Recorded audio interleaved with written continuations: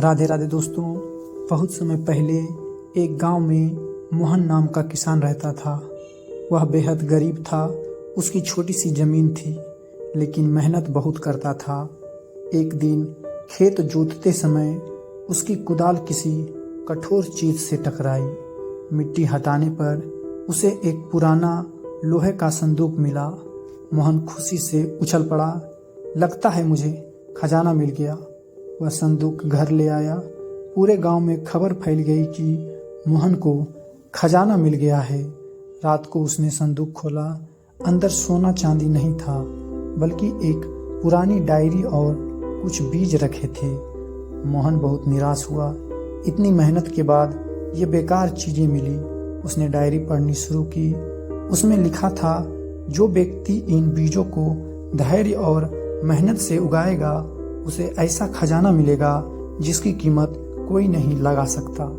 मोहन को विश्वास नहीं हुआ, लेकिन उसने बीज बो दिए। दिन बीतते गए। गांव वाले उसके मजाक उड़ाते रहे। खजाने की जगह बीज मिले हैं। अब किसान पागल हो गया है। लेकिन मोहन रोज उन पौधों को देखभाल करता रहा। कुछ महीनों बाद पौधे बड़े पेड़ बन गए। उन पेड़ों पर ऐसे फल लगने लगे जो पूरे इलाके में कहीं नहीं मिलते थे। फलों का स्वाद इतना अच्छा था कि दूर दूर से व्यापारी उन्हें खरीदने आने लगे। धीरे धीरे मोहन की कमाई बढ़ती गई। कुछ ही सालों में वह गांव का सबसे सफल किसान बन गया। एक दिन वही लोग जो उसका मजाक उड़ाते थे, उससे पूछने आए, आखिर उस संदूक में ऐसा क्या था? मोहन मुस्कुराया और बोला, खजाना संदूक में नहीं था, खजाना मेरी मेहनत और धैर्य में था। फिर उसने डायरी का आखिरी पन्ना दिखाया। उस पे लिखा था, जो इंसान बिना मेहनत के सोना ढूंढता है वह गरीब ही रहता है, लेकिन जो मेहनत को अपना खजाना माना लेता है, उसे दुनिया की कोई ताकत गरीब नहीं रख सकती।